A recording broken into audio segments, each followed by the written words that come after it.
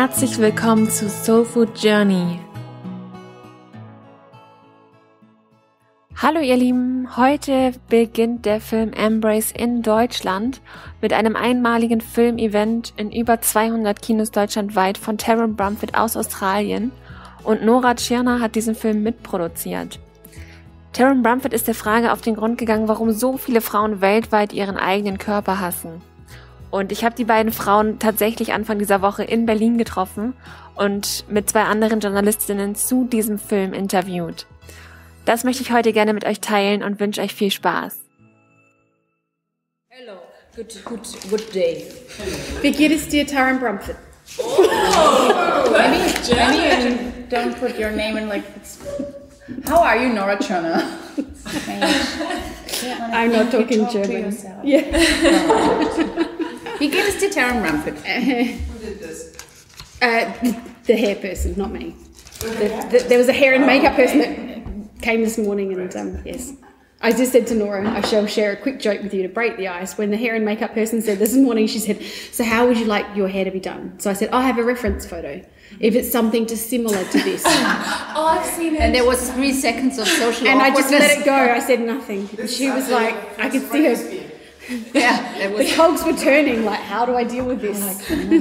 I asked the other day in a hotel. We called in the hotel if they could steam my dress, and there was a man on the phone. I said could you steam my dress? And he was like super confused, and there was 3 seconds of silence. He was like, "You mean I could beam your dress?" Like in terms of like teleportation, and you could hear all this, like his boss said, "We're like 5 stars hotel. We always do what the," and he was like, "No, no, I just you can hear all this. I just can't. It's like it's physically impossible. Like what do I do?" So I was like, "Do you mean beaming?" Like, and I was this close about saying, "Yes." What if? I said, so sorry. Oh, yeah. So how did you gonna meet each other? How did it come that you were the producer, the co-producer of Embrace? I just overperformed on Kickstarter. I was sitting in front of my private Facebook timeline, as I do 24 hours a day. Not really, but and this Kickstarter campaign came on, and I'd been thinking about this topic a lot. And had been wondering if there would somehow be a possibility to bring that on the agenda publicly. And then I saw that and was like so relieved, because I thought, well, this is, Taryn is the best possible person who could do that. And I was so happy about this whole film project that I... Did you put a 0 on top of the amount you... Yes, I was like, take my little Sparschwein and take it off. Please take my money and do with it whatever you want, because now I'm so relieved that I don't have to take care of it by myself and save the world. So take all of this. And then Taryn was like, "Who's this overperforming idiot from Germany? Yes, and why is it my part to save the world now? And why doesn't she do anything?" And then she Googled me, right? And then you have to say you tell me. I'm usually only telling my version, but now that we get you here, you can. Well, yeah. I mean, I saw the amount on Kickstarter just go up, and I thought, who is this? And I Googled your name. And why does she get the concept of crowdfunding? Yeah, well, exactly. I mean, I have to say, in all seriousness, it's so delightful that anyone else who had contributed a lot of money would say, they would contact me first, or they might have some questions, or they want to make sure that, this is the real deal, or Nora just, generosity first. And, we caught up and we Skyped and we had a conversation, and I could understand immediately why Nora wanted to be involved, because there was a very genuine care about this subject of body image. And from there we just talked on the phone, on Skype, and then came across to Germany. And then I did some research on Nora. I'm like, oh, Nora, she's like she's like really cool. And immediately I wanted to interview her, and we're just we are very grateful and very blessed to have someone of Nora's caliber, not only in the film, but behind the scenes as well, you know, as an executive producer. Yeah.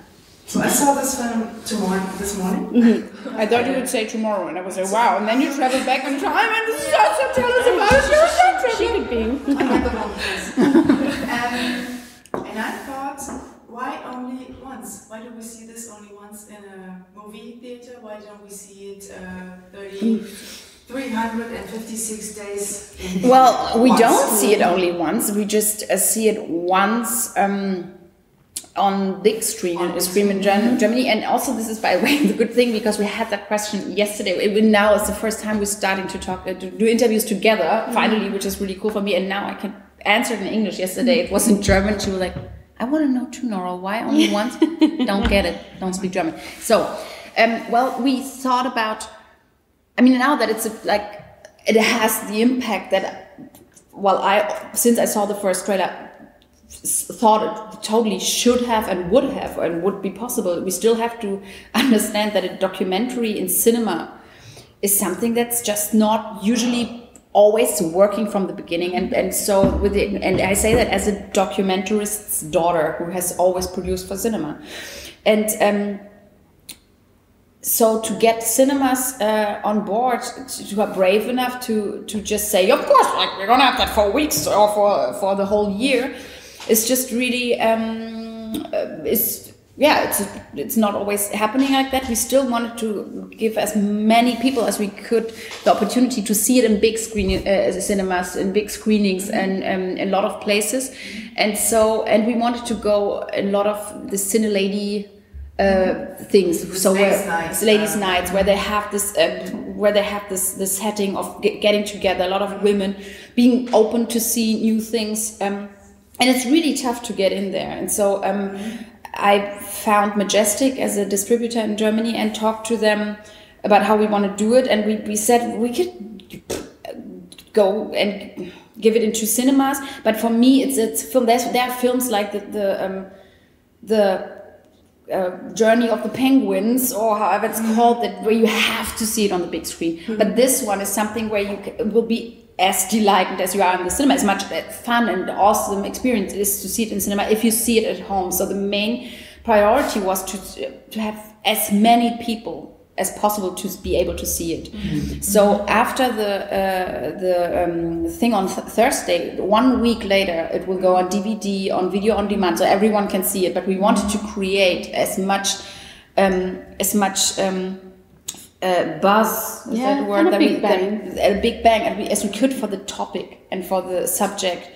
And that was this event start, to say, okay, let's treat it like a kind of public viewing TV nationwide experience, rather than to say, okay, let's find 5 cinemas who will play it for 17 weeks or something. And so there's now additional screenings. So there's a lot of cinemas who say, okay, we need to book more days because people are, invading us.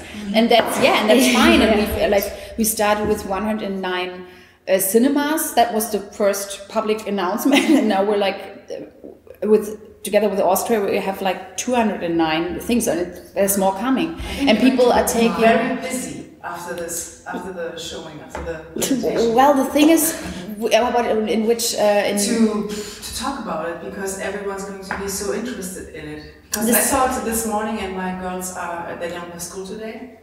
And so they asked me, what are you seeing? And I told them what I'm seeing. Isn't this so interesting? One is 11, one is 18. So there's a wide range of interest in girls. You mean once the issue is on when it's through, then everyone's going to come to you. Yeah, and I'd love to do that. Yes, I'd love to do that. And I mean, what I love about the whole thing is that it's not only about the film, but about the program that Taryn has established from the beginning, and about the whole movement. And that's a kick-off for me also in Germany of a subject that, yes, please, should be on the agenda, for as long as my lifetime continues, if we want to. But if I prefer that we're over it in a couple of years and say, okay, great, now we're moving on. But even if not, yes, please, let's start to talk about it, and also let's start to really talk about it and to see that it's not only a women's topic, that it's a topic of a over optimizing society where it originally comes from. So there's so much involved, and there's so much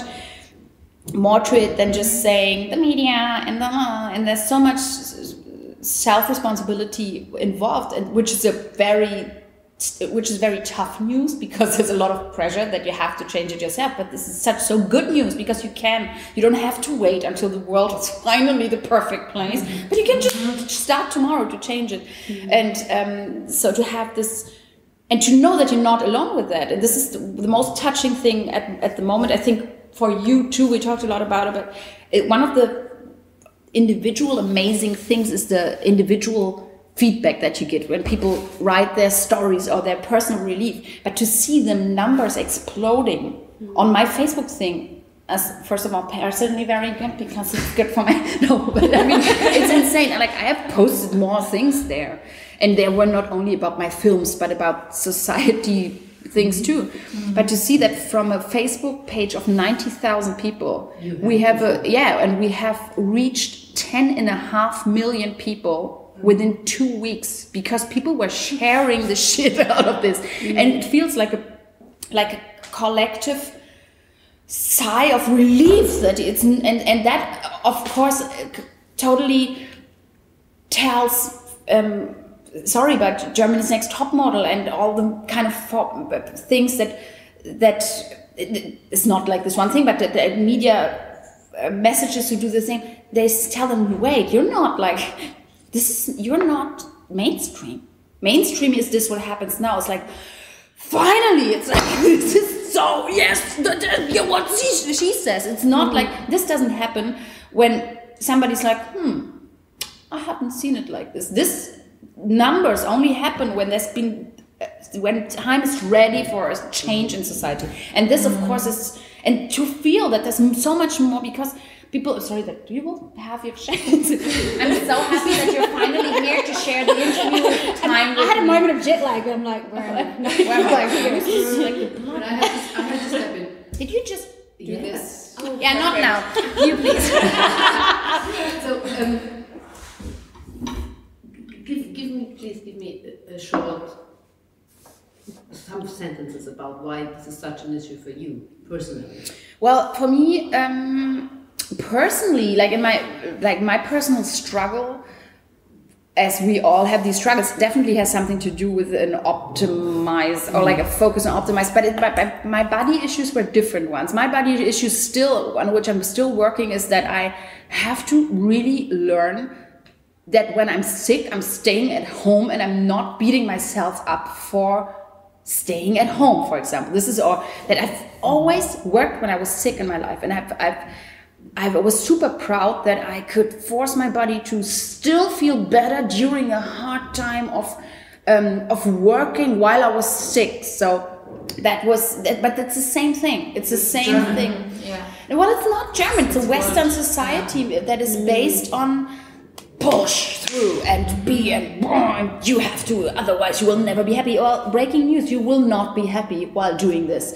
And but this is the same thinking. It's the same war against yourself and not feeling yourself as a unity and being like, ouch, I need some ouch. And it's also the same society where a child falls down and 17 grown-ups immediately jump in and scream, nothing happened, you're fine! And the child will not even have them, because we cannot.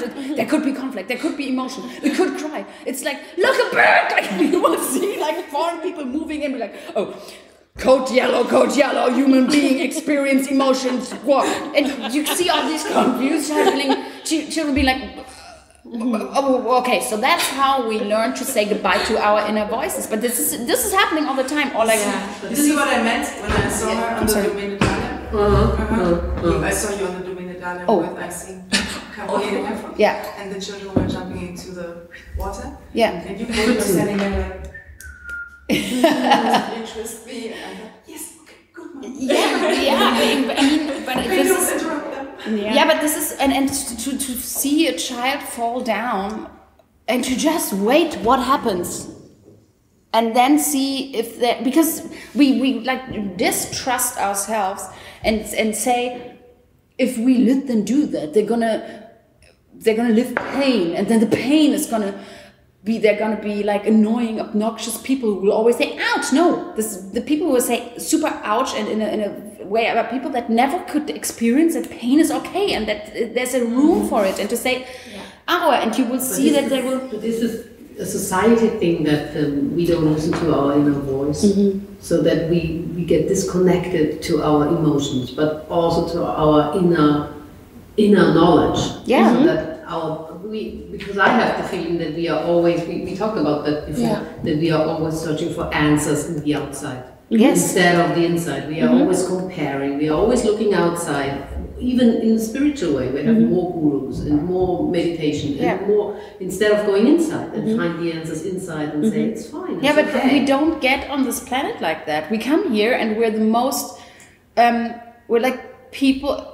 I always have to bring up the scene from this film with Reese Witherspoon, where she's this person who's going into a therapy, but she's like, she doesn't know if she wants to go there, and so she enters the first, like, the room, and then she decides she actually doesn't want to go, but then the doctor opens the door, she's like, oh, can I help you? And she's like, can you put this together in like 2 sentences, or like in a sentence, and like you as a viewer are like, no, you can't, because that's why they have therapies. And he will say, yes, find out what you want and learn how to communicate it. And boom, this is the 2 things. And this is how we get here. We can't, every child that is born is very good at knowing what it wants, what its body wants, and what its soul wants, and is very good in communicating that, and very loud. Yeah. Not good, change it. So we're like, that's crime. That's what they do. No, it's not what they do. It's communicating what, and so to be in the beginning, to be all about that, and then later as parents to be all about everyone's wanting in a family, and to then reintegrate that in a group and not make it all about the children's thing. All of a sudden, this is the thing that we don't know how to do anymore, because we don't live in groups anymore. This is your message. Doing this? Stop. I've seen the film yesterday and I've cried, because I think it's a very important message, because I work with women who had or have eating disorders, and it's so important to bring this message out loud. And my question was, how can we change really the world? How can we change this body image movement to in a positive way, also for our children, for kids which are 4 years old or something? Is it, can I? I'm going to answer that. Are there more ideas? Well, of course, but it starts, and this was my wish for the film, is that it started a conversation. So when I learned to love my body unconditionally, I wanted to share that with as many women as I could, because I'm like, oh no, you're all looking in the wrong areas. Stop looking at pills and potions and lotions and just what you were talking about. It's actually none of those things that will make you feel fulfilled and feel that self-love. It comes from within. So yes, of course we can change the world, but we just haven't known it up until this point. Up until this point, we've just we've had these toxic messages thrown at us, and we've just accepted that, oh, this is just the world. And, you know, you said this earlier, and you're right, the world might not change the way we want it to, but we can create the change, and everyone will catch up. So, you know, it's like David and Goliath. As individuals, we will endure all of the messages that are sent at us that say, be anything other than what you are, and spend your life battling to be that girl or to be beautiful. That will continue to happen, but how we respond to it is what's the key. And women connecting and having conversations and giving one another hope through sharing our stories, and for getting nude in front of the surgeon, or, you know, Ricky Lake saying, you know, I was suffered from sexual abuse as a child, or the Hanan with the beard who says, I was going to end my life and I changed it around. All of these things are starting a really important conversation, and it's happening across the world. I mean, every day, hundreds of messages. You know what? In the last 3 days, whether it's just sometimes I do my best thinking on a plane. But in the last 3 days, I thought, shit, this actually is just the beginning. I've spent the last 12 months traveling all around the world, from the US, Canada, United Kingdom, Ireland, New Zealand, all across Australia, talking about this film. And I only think it's just now that it's just gone. And it's just so exciting. And every day, I had a woman last week say, this feels like I'm in school, when you put your hand up, it throws me off. I'm like, shit, I feel like a school teacher. I'm not a school teacher. A woman last week said to me, I was going to commit suicide, and I saw the trailer, and I didn't. And then I went and saw the film, and now I know that there's hope. I mean, it gives me goosebumps, and now I didn't, right? Yeah. Sorry, I made a very bad joke, but it only came from your... it was a bit inappropriate. It was a bit too soon, but the trailer came from your... No, this film will end your life. And now she did. I spoke in German. She spoke in German, and then she said, it's written that embraces a film, der dein Leben verändert. And I said, well, that I meant to say it was supposed to be a surprise, but of course. Oops, I'm just mocking her with that German. Sorry. Yeah, sorry. I think there's real power and strength in women coming together. I think at the core of who a woman is someone who nurtures and loves and connects. And we've seen that recently in the world with all those the rallies and the walks that we saw. I mean, that was just so remarkable. And I think we've been asleep for a little while, and we're waking up and just going, no. We've spent so much time feeling really miserable about our bodies, and we're just not going to do it anymore. And I think the film gives people hope. It's what I read every day. Oh, okay. Yeah. Oh, I have a choice. Well, and I think that's the most important thing. Is change from wobbly to soft. Yeah. In the beginning, you say, I'm wobbly. No, I'm soft. That's better. It's a change of speak. And it's just the first idea, because I think you need spin-offs, because there are so many topics in this movie. You have to do this on their own. And one question, that's how much courage did it take you to pose naked? Well, I think it was Lena Dunham who said, I reckon we've had this. You taught me this. I told her. Yeah, that's fascinating. You should probably, if I say it wrong, you'd have to correct me, but you can't fear something can't be courageous if you don't fear it. If you don't fear it, she said, So there you go. Yeah. I listen when we talk on these phones. So it didn't feel like courageous at all. It just felt like it's my body, and it's just me just expressing myself in that moment, just to go, here it is. No big deal. And your husband? Hello, you're going viral. Oh, he's funny because he's such a measured, and he's just a very different cat to me. He was he is and was less so now, a very private man.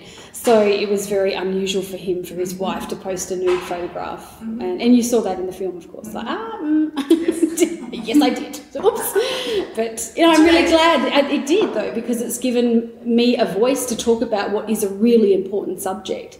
And it's connected lots of us, and it's a great platform in social media when it's used effectively to say, listen to this. And just coming back to the choice, I really want to make that really clear, is that I don't expect people to watch Embrace and then just want to take their clothes off and run down the street naked and, flick the switch to unconditionally love their body. That's unrealistic. That's not what happens. It's not my wish. My wish is that people understand and feel empowered to make the choice, that it's their choice. You can go down this road of misery, and I wish I had this, and I wish I didn't have that, and I'm going to lose the last 5 kilos, and blah, blah, blah, which doesn't feel good, which is the vast majority of women around the world are down this road. Or you can come over here and just go, okay, so my arms still wobble, I've got cellulite, I hold my weight in my tummy, blah, blah, blah. It doesn't define who I am. It doesn't define my value in the world. It doesn't define my happiness. I am not my body. I am here to contribute and do. And I want people to wake up and start respecting their lives. I think there's a huge amount of disrespect for the lives that we've been given. Yeah. It's not. I'll finish one. Look, I'm like, Nora, start talking. Right, you're next. Are you? Is this? 2 minutes. 2 minutes. Oh shit. It's not a tragedy. A tragedy is not someone's cellulite or their wobbly bottom. A tragedy is all these other things that are going in the world, and we need the minds and the contributions of women to use their voices to fix these problems and stop being so careless and reckless about worrying about stuff that doesn't matter. And finally, I've asked this question of thousands of women around the world. What is it that you'll be thinking about when you take your final breath on this earth? What thoughts will be going through your mind? And no one, thousands of women, no one has ever said to me their cellulite or their big bum or their big nose or any of those things, because those things don't matter. So rather than waiting to the end of our life to have the perspective and start practicing gratitude, why don't we just come back here and now while we're living and breathing and capable and able and access that really rich and abundant and joyful life that is only good for the world. Amen. I feel like I'm on a stage now, like, give me a thing. I found it super interesting that really got my heart that most of the women said that they are so much thinking about their body that they can't think about anything else. So we are all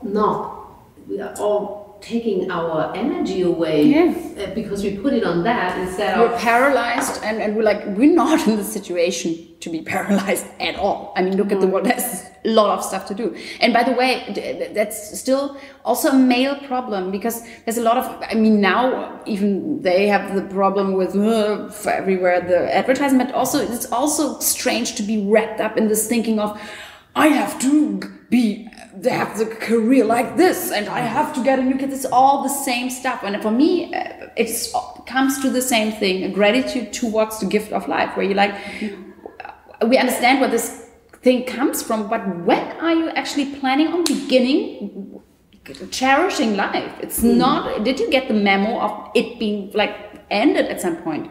And you can start now. And of course, it's not going to switch like this, but the road and the first step where you can say, okay, I'm starting to walk in this direction. This is definitely something that Embrace can start or spark. Yeah, and that's what's happening with the film. Women are feeling empowered to make a choice. That's all we can wish for.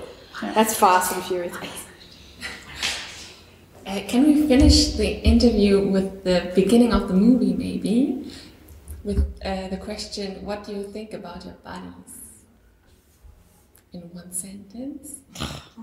The thing is, you know what's funny is, do you feel the same thing that I'm not thinking about my body? No, this is like, same. So hard. Like once you say goodbye to this, I can tell you, like, if you catch me on a day, what right now I'm feeling, I've been working a lot. I'm a bit on a lot of caffeine, and I will probably have a good sleep after this week, and I'm like super like woo, because Taryn's family. This is what I think about my body. So if you leave this thinking at a certain point, it's always going to come back to the momentary checkup with how do I feel.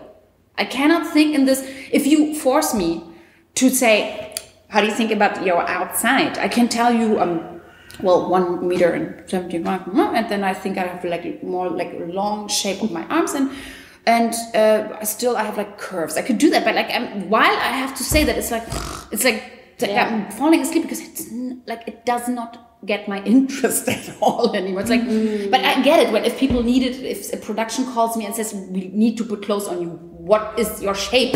And I can say, but even then, instead of saying, I would rather call my assistant and tell, can you tell them what my shape is? Because it's just like, I'd rather talk to my assistant for 2 sentences than to say that, because it's like such an uninspiring information. It doesn't, I don't care. It's like it's irrelevant. It's just kind of irrelevant. So my body is not an ornament. It is the vehicle to my dreams. I just don't consider it's just a vehicle. It just moves me. You said it so well in the film. It's my soul's mate. You know, it's my soul's buddy. It hangs out. And so I can also not really care, you know, like separated them. It's just like, because it's like and it's also now, if I feel unattractive now, some people tell me, when do you feel ugly? I say ugly I never feel, because it's not a feeling, it's a thing, something that I will label. I don't do that anymore. But I feel unattractive, and then it's moments where it's very clever of my body to feel unattractive, because I actually need retreat. Like when I'm sick, I feel unattractive, because nature says, don't put your thing into the social group. Don't hang out with too many people, it's just too much for you. Go back, don't attract people, you need to rest. That's when I feel unattractive. But I don't feel unattractive in a way of, sorry, I'm super sick and I don't feel very sexual right now. Duh. Like, yeah, because don't multiply right now. It's not your main target. So that's the thinking really changed once you start to walk down that road. Ich liebe die letzte Stelle von Nora Tschirner, I'm not thinking about my body. Ich hoffe, dir hat die Folge auch gefallen und würde mich sehr über eine 5-Sterne-Bewertung bei iTunes von dir freuen. Du findest alle Links über den Film zur DVD in den Shownotes dieser Folge. Und die DVD bekommst du schon ab in einer Woche und kannst dir somit einen wunderschönen Mädelsabend zu Hause machen und ihn auf jeden Fall anschauen. Ich kann es dir nur empfehlen. Du kannst dich mit Fragen jederzeit in der Facebook-Gruppe Soul Food Journey Connection mit anderen austauschen und natürlich auch jegliche Fragen oder Anliegen mit der Gruppe teilen, die du auf dem Herzen hast. Wir hören uns auf jeden Fall nächste Woche wieder und es wird mit Sicherheit schon bald eine Einzelfolge zum Thema Schönheitsideale und Körperbilder von mir geben. Bis bald, deine Kira.